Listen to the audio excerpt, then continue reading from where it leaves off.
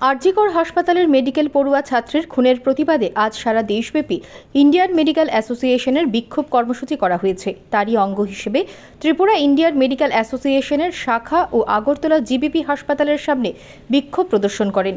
2024 সালের 9 আগস্ট সকাল 9:30 নাগাদ আরজিকর মেডিকেল কলেজ ও হাসপাতালের কলেজ শাখার সেমিনার হল থেকে একজন মহিলা ডাক্তারের মৃতদেহ অর্ধনগ্ন অবস্থায় উদ্ধার করা হয়। 31 বছর বয়সী এই ডাক্তারের দেহে মারাত্মক আঘাতের চিহ্ন ছিল। মৃতদেহের পোস্টমর্টম রিপোর্টে ধর্ষণের প্রমাণ পাওয়া যায়। এই ঘটনা সারা দেশ জুড়ে তীব্র প্রতিবাদের জন্ম দেয়।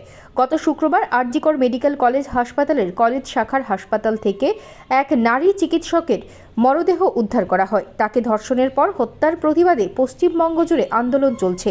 গত রাতেও রাজপথে বিক্ষোভ হয়েছে।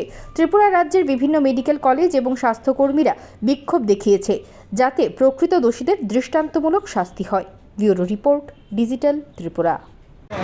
আপনারা জানেন, বিগত 9 তারিখ রাত্রিরে আমাদের একজন ডাক্তার, আমাদের স্টুডেন্ট আরজিকর হসপিটালে আক্রান্ত হয়েছিল, ধর্ষণ হয়েছিল এবং মৃত্যুবরণ করেছে।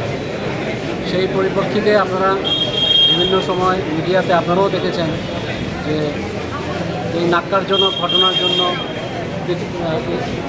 ইন্ডিয়ার সব জায়গায় সোচ্চার হয়েছে মানুষজন। বিভিন্ন মেডিকেল কলেজ, বিভিন্ন সংস্থা এটার বিরুদ্ধে প্রতিবাদ জানিয়েছে। সেই জন্য আমরা আইএমএ, অল ইন্ডিয়া কমিটি ওরা ডিসাইড করেছে যে যাতে এই ধরনের ঘটনা আর না হয়, এটার প্রতিবাদ করার জন্য আমরা আমাদের সলিডারিটি দেখানোর জন্য আমরা এই 24 ঘন্টার সিজ ওয়ার্ক করেছি আজকে। আমাদের সেটার সঙ্গে আমরা জিবি হসপিটালেও তাই করেছি। আজকে আমরা আউটডোর আমাদের বন্ধ আছে, কিন্তু ইমার্জেন্সি পরিষেবা যেহেতু আমরা মানুষের জন্য আমরা ইমার্জেন্সি পরিষেবা বন্ধ করছি। আর আইএমের যে এই অনুষ্ঠান বা এই প্রতিবাদ, এটা আমরা মানুষের কাছে পৌঁছে দেওয়ার জন্য আপনাদের কাছে অনুরোধ রাখব। আর আজকে বিকালে আমরা আইএমএ হাউসের সামনে থেকে একটা র্যালি ব্যবস্থা করেছি। সেখানে আমাদের বিভিন্ন সংস্থা, আমাদের স্বাস্থ্যকর্মী, বিভিন্ন প্রাইভেট অ্যাসোসিয়েশন ওরা আমাদের সঙ্গে থাকবে। আমি আবারও আপনাদের সবাইকে ধন্যবাদ জানাবো। আপনাদের আশা করব যে এ ধরনের ঘটনা যাতে আর না হয়।